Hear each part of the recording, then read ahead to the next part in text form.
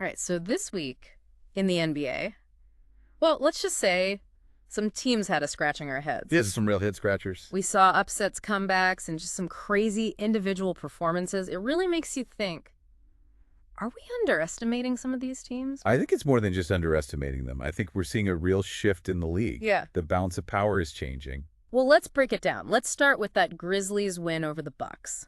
That was their 7th straight win against Milwaukee. 7th straight. Yeah. That's not just a coincidence. Something's going on there. Exactly. On paper, you'd think the Bucks would have the advantage, but the Grizzlies just seem to have their number. The Grizzlies have figured out how to play against Giannis and the Bucks. They're not afraid of him.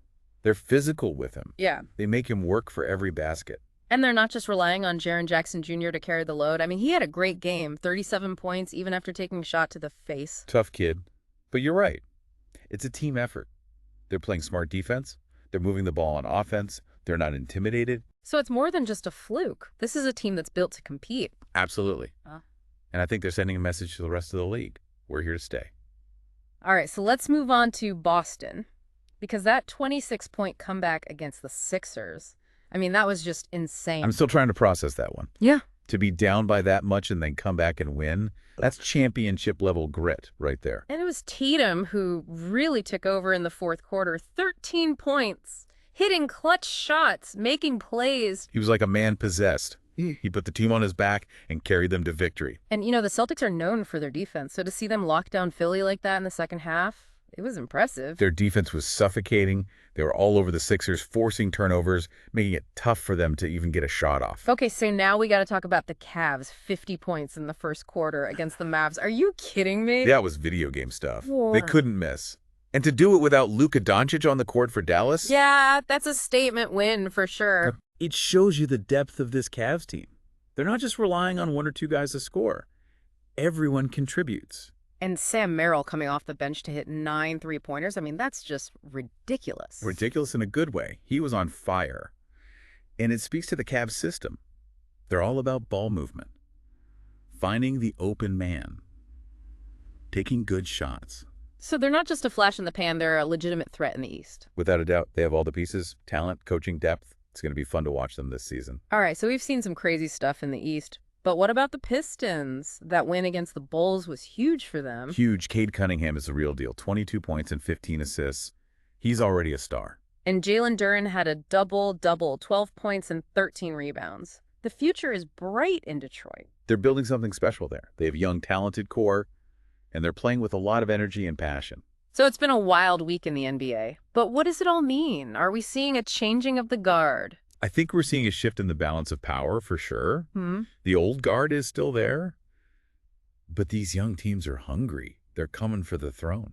And that's what makes this season so exciting. You never know what's going to happen. Any team can beat any team on any given night. It's a wide open league, and that's good for the fans. More excitement, more drama, more surprises. Well, before we get too far ahead of ourselves, let's take a quick break. We'll be back in a moment to break down some of these trends in more detail. Welcome back. All right, so we were talking about the shift in the balance of power in the NBA, and I think one of the most interesting examples of that is the Grizzlies. They seem to have the Bucks number. 7 straight wins. It's incredible. And it's not just about Jaren Jackson Jr. He's obviously a huge part of their success, but it's the way they play as a team. They're so disciplined. They're so well coached. They know their roles, and they execute their game plan perfectly. Yeah.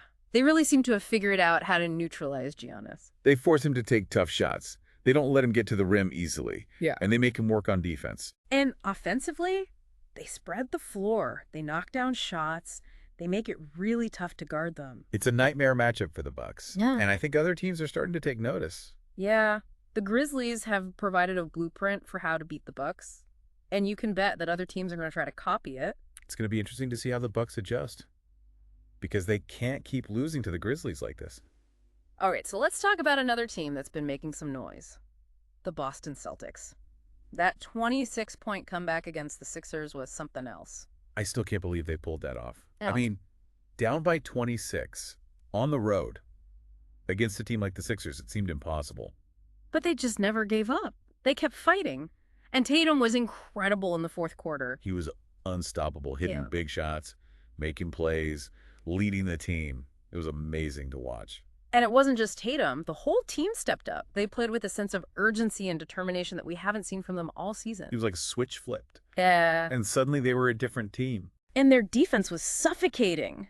They completely shut down the Sixers in the second half. It was like they were playing with 6 guys on defense. Sixers couldn't get anything going. So are the Celtics back?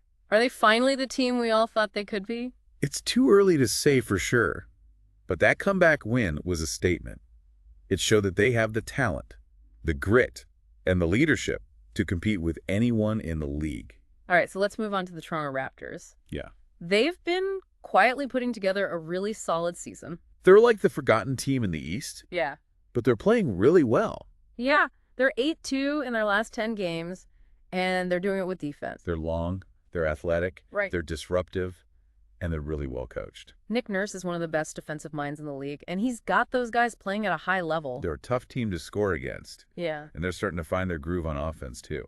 RJ Barrett has been really consistent. He's averaging over 20 points a game, and he's playing with a lot of confidence. He's taken a big step forward this season, and he's becoming a real leader for this team. So don't sleep on the Raptors. They could be a real dark horse in the playoffs. Absolutely. They're a team that no one wants to face in the 7-game series. All right, so we've talked about a lot of teams in the East, but let's shift gears and talk about the Cavs. That 50-point first quarter against the Mavs was just bonkers. It was incredible. They were hitting everything, and they were moving the ball so well. It was beautiful basketball. And they did it without Luka Doncic on the court for Dallas, which makes it even more impressive. Yeah. It shows you the depth of this Cavs team. They're not just a one-man show. And Sam Merrill coming off the bench to hit 9 threes, I mean, that's just unheard of. He was feeling it that night. And it's a testament to the Cavs system. They encourage their players to shoot the ball, and they create a lot of open looks. So are the Cavs for real? Are they a contender? I think they're definitely a team to watch. They have a lot of talent. They're well coached, and they're playing with a lot of confidence. But they're still young. Yeah. And they need to prove that they can sustain this level of play over the course of a season. That's the big question. Can they keep it up? Well, we'll have to wait and see. But one thing's for sure. The Cavs are a fun team to watch. They're exciting. They're athletic. Mm-hmm. And they play with a lot of energy. All right, so we've covered a lot of ground here. But before we wrap things up, I want to talk about some of the individual performances that have stood out to us this week. Sounds good. There have been a lot of great ones. Yeah. Let's start with Jason Tatum. He was just phenomenal in that Celtics comeback win. He's really starting to come into his own as a superstar. He's always been a great scorer, but now he's adding other dimensions to his game. He's becoming a more complete player. He's making better decisions. He's getting his teammates involved. Yeah. And he's playing with a lot more poise and leadership. Yeah. He's really taking that next step, and it's scary to think how good he can be. He's only 24 years old. Yeah. He has the potential to be one of the best players in the league for years to come. All right, so let's talk about another young player who's been making headlines, Cade Cunningham. He's the real deal. He's already one of the best playmakers in the league. Yeah. And he's only going to get better. He's so smooth. He's so creative. And he makes everyone around him better. He's the kind of player you can build a franchise around. And the Pistons are lucky to have him. And then there's Jalen Duren. He's been a beast on the boards for the Pistons. He's got a nose for the ball. He's a great rebounder. And he's got a lot of potential in the defensive end. Yeah, he's a really intriguing prospect, and he's already showing flashes of brilliance. He's going to be a problem for teams for years to come. All right, so we've talked about some of the top performers this week, but now I want to get your thoughts on the bigger picture. What are some of the key takeaways from this week in the NBA? I think the biggest takeaway is that the league is more competitive than ever. There are no easy wins. Any team can beat any team on any given night. Yeah, we're seeing upsets every night, and that's what makes it so exciting. The parity in the league is incredible, and it's only going to get better as these young players continue to develop. So what does this mean for the future of the NBA? What are your predictions for the rest of the season? I think we're going to see a lot of surprises, a lot of unexpected teams making deep playoff runs, and a lot of young players making a name for themselves. It's going to be a wild ride, and I can't wait to see how it all unfolds. Same here. It's going to be a fun season. Well, before we get ahead of ourselves too much, let's take another quick break. We'll be back in a moment to continue our deep dive into the NBA. We're back and ready to wrap up our deep dive into this crazy week in the NBA. You know, we've been talking about all these young guys stepping up, but I keep thinking back to Tatum and that Celtics comeback. Yeah, that was something special. I mean, he's always been good, But this felt different. Like he finally embraced that leadership role. Absolutely. It's not just about scoring anymore. It's about making the right play, leading by example, inspiring his teammates. And it's working. The Celtics look dangerous. They're definitely a contender, but like we said earlier, there are a lot of teams in the East that could make a run. It's wide open, and that's what makes it so exciting. It's anyone's game, and that's what fans want to see. Right. No more dynasties, no more predictable outcomes. Every night is a battle. Exactly. And it's not just about the playoffs. It's about the regular season, too. Every game matters. Every win counts. Which brings me to my next point. We were talking about the Grizzlies earlier, and how they seem to have figured out the Bucks. Yeah, it's like they've cracked the code. But do you think other teams can replicate that success? Or is it something unique to the Grizzlies? It's a good question.